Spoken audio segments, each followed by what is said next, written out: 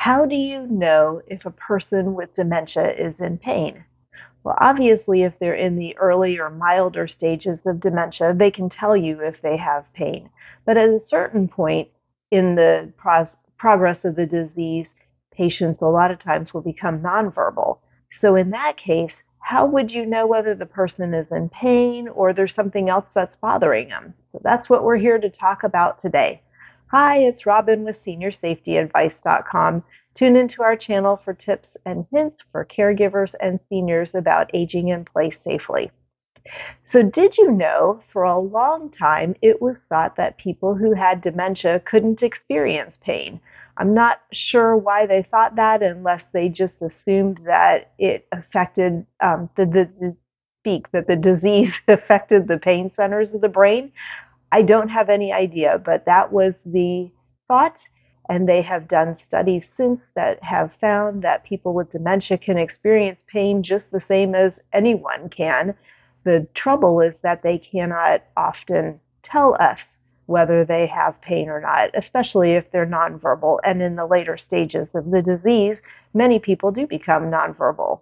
In addition to the fact that pain can affect dementia, it can actually make it worsen a little bit as well, in the sense that being under pain is obviously going to be something that's going to affect everything about your body. So it can also worsen cognitive health, even actually in people who do not have dementia. In fact, a 2023 study by the PNAS, which is short for the Proceedings of the National Academy of Science, looked at over 19,000 people and tried to find out whether or not pain would affect cognitive health in people who did not have dementia or Alzheimer's.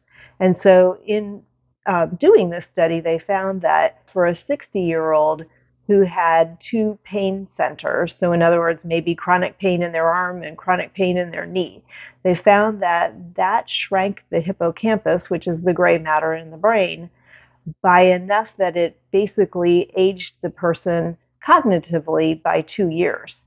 For people who had more than 5 pain centers throughout their body, it actually aged their cognitive health or gave them cognitive decline of somebody who was up to 8 years older than they were. So we do know that pain does have an effect on cognitive health. All right, so back to a nonverbal dementia patient. If you have somebody in your life, you're a caregiver who, you're taking care of a family member, and they really can't tell you anymore whether or not they're in pain, these are signs that you should look for to tell you whether there is the possibility that they are in pain. So the first sign is, do they have appetite changes? If they have a food that you normally serve them, they enjoy it, and now suddenly they're kind of refusing it, especially if that happens several times and with different foods over the period of a day or two, you might look into whether or not they're in pain. Maybe they have a toothache or a broken tooth that you're not aware of. So it could be something like that. It can also affect other parts of the body, but that would be my first specific thing that I would look at if they're refusing to eat or are having a decreased appetite. The next thing to look at is, do they have a stiff posture? Are they walking around and kind of holding their body upright, or are they kind of, cradling an arm or something like that? That can indicate that there's something going on that you need to investigate further. Another sign, number 3, could be withdrawing. We're discussing nonverbal, but there are still people who are nonverbal can interact a little. So, maybe they have withdrawn to the point that they're just being very quiet. They wouldn't have anything to do with anybody. That can be an indicator. The fourth sign is, are they sleeping more or are they sleeping less? If you're sleeping more, they may be just trying to go to sleep to kind of get away from pain. Or they may be sleeping less because, as you know, when you're in pain, a lot of times you can't find a comfortable position. And so you just can't sleep. So they may be up and roaming around, pacing, which is another sign, pacing, because they don't know what to do. When they're in pain, I've done it myself before. You're in pain and just you can't sit still. You have to kind of move that kind of thing. So look for a sign like that. An obvious sign, of course, would be if they're grimacing or they're frowning, making a face that, an expression that tells you that yes, there probably is some pain going on. And what could go along with that is heavy breathing.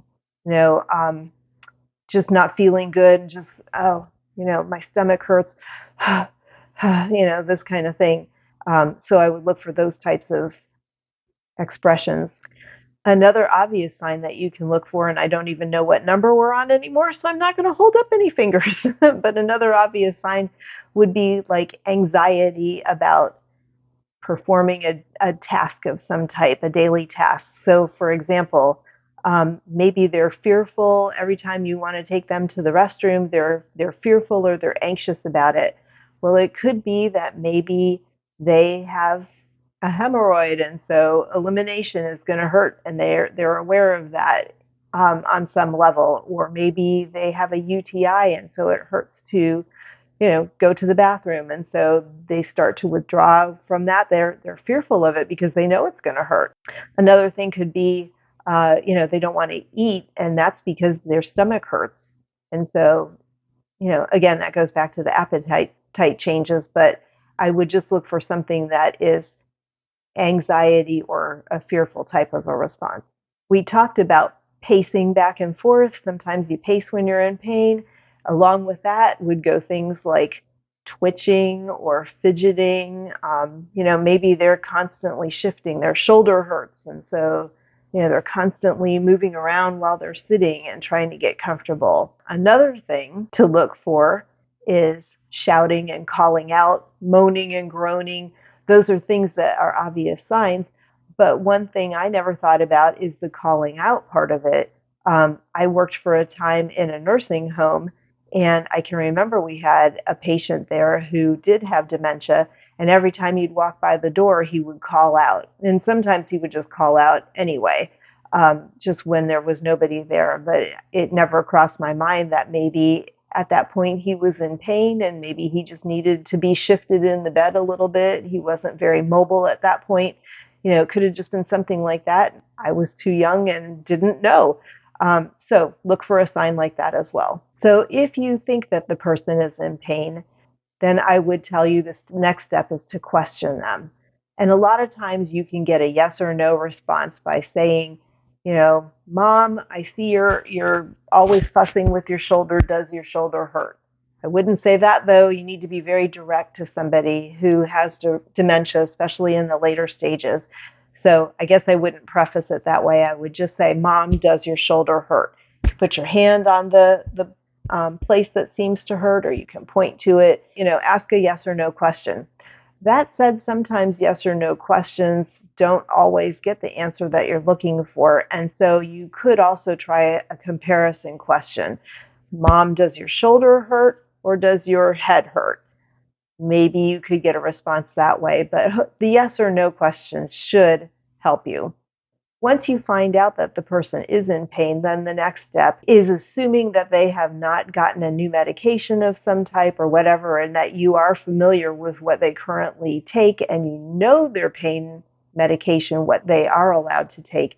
Obviously, give them that and see whether or not that helps the pain. But if it is something that doesn't seem to be changing, you definitely want to call the doctor.